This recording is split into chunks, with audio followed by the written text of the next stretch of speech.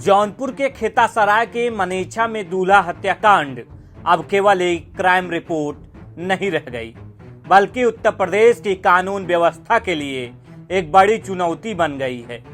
इस मामले में अब भीम आर्मी चीफ और नगीना सांसद चंद्रशेखर रावण की एंट्री हो गई है।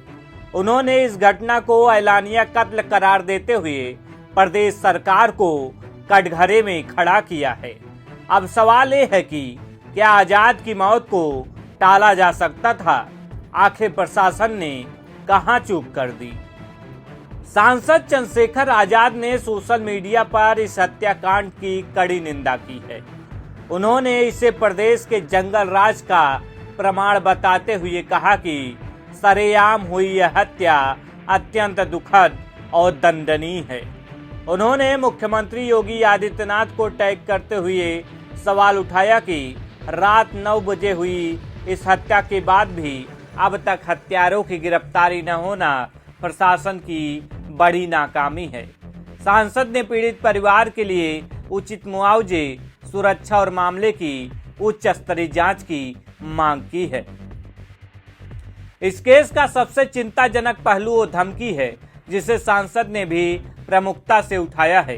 परिजनों के अनुसार जब से शादी तय हुई थी तभी से एक युवक लगातार आजाद को धमका रहा था। धमकी के शब्द थे, तू बारात लेकर यहाँ मत आना, नहीं तो पक्का मार दूंगा। आजाद के भाई और बहन ने भी अपने बयानों में प्रदीप बिंद की पुरानी रंजिश और धमकियों का जिक्र किया है। सवाल यह है कि जब अपराधी खुलेआम चुनौती दे रहा था तो पुलिस ने सुरक्षा के पुख्ता इंतजाम क्यों नहीं किए? आजाद की बहन और भाई के बयानों से साफ है कि हत्या का मास्टरमाइंड प्रदीप बिंद दुल्हन का ममेरा भाई 2 दिन पहले से घर में भेदी बनकर बैठा था। वह घर के अंदर बैठकर पल पल की रेकी कर रहा था। आकाश, जो वारदात के वक्त कार में मौजूद था, उसने बताया कि प्रदीप ने ही नकाब पहनकर आजाद पर गोलियां बरसाई।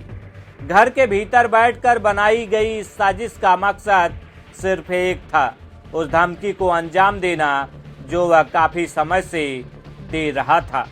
अब पुलिस की कार्रवाई पर नजर डालते हैं। जौनपुर एसएसपी ने मुख्य आरोपी प्रदीप बिंद, रवि यादव और भोले राजभर पर 25-25 हजार रुपए का इनाम घोषित कर दिया है। भोले राजभर, जो एक जिला पंचायत सदस्य का भाई है, उस पर लोकेशन शेयर करने का आरोप है। पुलिस की टीमें लगातार छापेमारी कर रही हैं, लेकिन जैसा कि चंद्रशेखर आजाद ने कहा, ऐलानिया कत्ल के बाद भी आरोपियों का गिरफ्त से बाहर होना कई सवाल खड़े करता है। आजाद बिन की मौत ने एक परिवार की खुशियां ही नहीं उजाड़ी, बल्कि उस भरोसे को भी तोड़ा है जो जनता कानून पर करती है। एक तरफ भाई बहन के दर्दनाक बयान है और दूसरी तरफ शासन प्रशासन के खिलाफ बढ़ता राजनीतिक आक्रोश।